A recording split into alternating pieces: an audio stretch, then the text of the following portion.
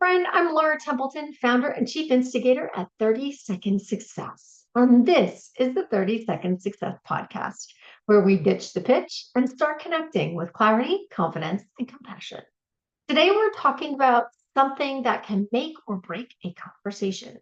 But first, if you're ready to fully step into your voice and communicate what you know you've been called to do, Brand Success Hub gives you the clarity, support, and direction to do that without overcomplicating the process. So head on over to 30secondsuccess.com/hub to learn more. Today, we're talking about something that can make or break a conversation, your elevator message. Now, don't get me wrong, your 30-second message matters. It matters a lot. Otherwise, I would not have built a business around it. But here's the problem. Too many people treat their introduction like the finish line. They say their polished little message, smile, and then mentally panic when the other person says, "It's interesting, tell me more." And that, my friend, is where the real opportunity begins. Because your elevator message is not the whole conversation. It's the doorway to one. It's the how we attract people to want to get to know us, to get to know more. So today we're talking about what comes next, how to move from introduction to interaction, from polished message to meaningful connection. So why your elevator message matters, but it isn't enough, right?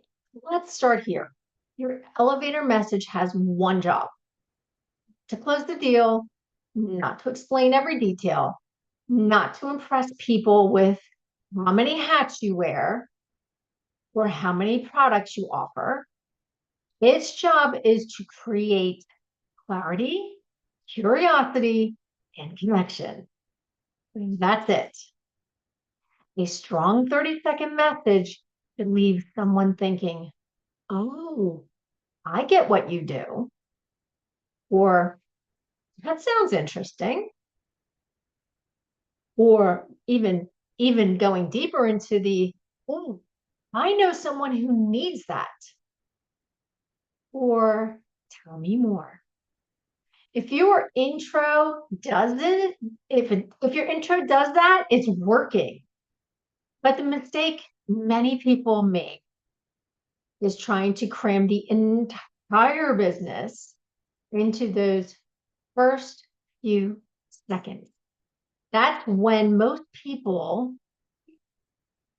introductions get bloated, confusing, and exhausting. Have you ever been in a room where someone is just sharing their 30-second message and they just start talking and they're giving you a whole list of all the things that they do, and they go on and on and on and on and on and on.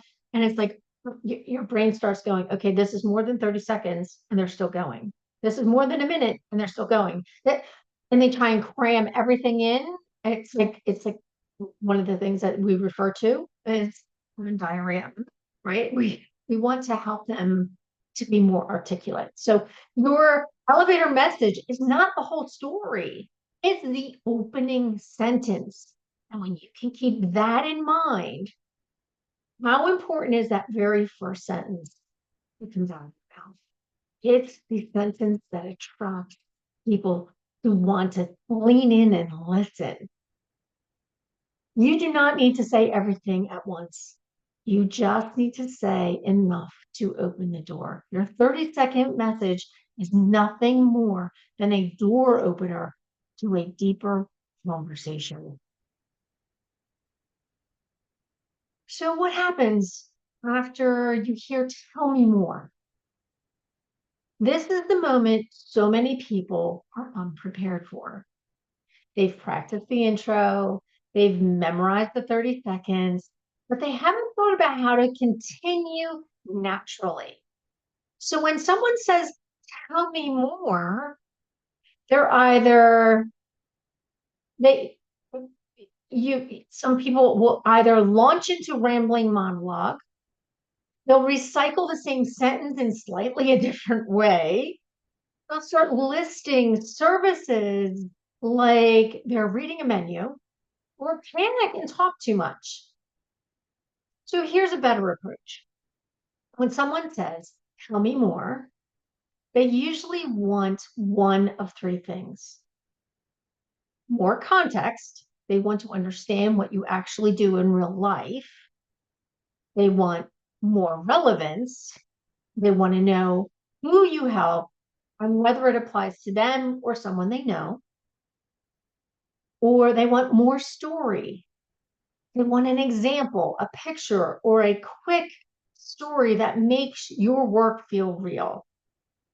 So instead of giving them all the things, choose one simple way to expand. You might say, sure, most people I work with are, or what that really looks like is, or a great example would be, or usually people come to me when. So see how this softens the conversation? It feels natural. It feels human. It feels relaxed. The goal is not more information. The goal is more understanding. As a quick reminder, if you're enjoying this episode, please take a moment to like, follow, or subscribe to the podcast. Your support helps us reach more people with stories and strategies that inspire real connection. So here's a simple framework for what to say next. Let me give you a framework. It's a 3-step framework you can use immediately after your 30-second message. If someone wants to know more, walk them through these 3 steps. Number 1, clarify. Give one sentence that makes your work even easier to understand. So here's an example. What I really help people do is stop overcomplicating how they talk about their work so they can connect faster and more confidently. Number 2, illustrate. Offer a quick example or a story. So here's an example.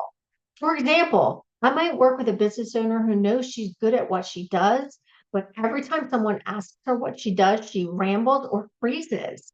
We help her get clear, confident, and conversational. And then the 3rd step, turn the conversation back towards connection. It's always imperative to turn the conversation back to them. Make it about the other person, right? Again, it's about creating conversation. And here's an example, couple quick examples for you. Does that make sense? Have you ever experienced? Is that something you see with people in your world? What kind of conversations are you having around your work right now? The last step really matters because if you just keep talking, it stops being a conversation. Now it's a TED Talk nobody asked for. And listen, I love a good TED Talk, but not at the cheese tray. Just not appropriate. So make sure that you give them a little bit of information, turn the conversation back to them. Make sure that it is a conversation. Conversations are about the give and take in communication. So what a natural conversation really looks like, let's be practical, right? Let's make this practical. Here's the difference between an intro that dead ends and one that happens to open doors, right? So here's version 1, the dead end intro. Hi, I'm Laura. I'm a speaker, author, brand strategist, podcast host, and an AI trainer. I help with messaging, content, branding, leadership, and communication. That's a lot. And there's no hook, no focus, no easy next step. So the door opening intro, that makes a big difference. Here's version number 2. Hi, I'm Laura. I help business owners and professionals get clear on what to say about who they are, how they help, why it matters, so they can connect with more confidence and attract the right opportunity. Now, if somebody says, tell me more, here's how I might might respond. Sure, a lot of people I work with are doing great work, but they struggle to explain it in a way that feels natural and clear. So we simplify their message, strengthen their confidence, and help them communicate in a way that actually connects. So the next step is this something you've seen in your own work or with people around you? So now we've moved from statement to conversation. And that's where trust is built. That's where it starts with the conversation back and forth. People want to know that you're really interested in them, not just interested in sharing what you have to say. Why this matters so much for referrals and relationships. It is a key to conversation is a key to unlocking so many potential opportunities that you are closing yourself off from when you are not inviting conversation. So here's why this topic is bigger than just networking. When people understand what you do and can talk with you about it, they remember you better. That matters for so many reasons. It matters for referrals, for follow-up conversations, for speaking invitations, for podcast guests and hosts and collaborations and client trust. People don't refer what they don't understand, and they definitely don't refer what feels confusing or too complicated to repeat. A clear instruction opens the door, and a meaningful conversation makes you memorable. This is where relationships deepen because what people remember most is not always your exact words. It's how they felt talking to you. Did they feel seen? Did they feel comfortable? Did they feel clear? Did they feel curious? Did they understand? That's what keeps the conversation going long after the introductions end.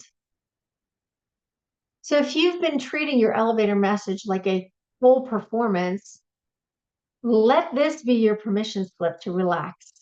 Your 30-second message is just the beginning.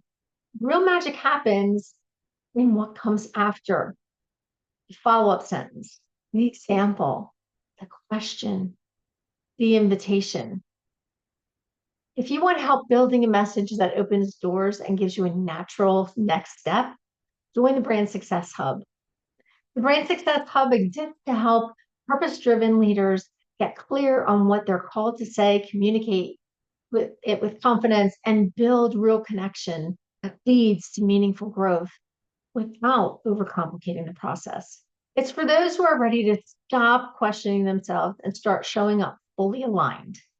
Simple, practical, real support when it matters most. If you are ready for that shift, join us at 30secondsuccess.com/hub. Thank you so much for joining us on the 30 Second Success podcast. If you enjoyed this episode, be sure to subscribe so you don't miss next week's inspiring conversation. And until then, stand in your brand, trust your voice, and remember, success is just 30 seconds away.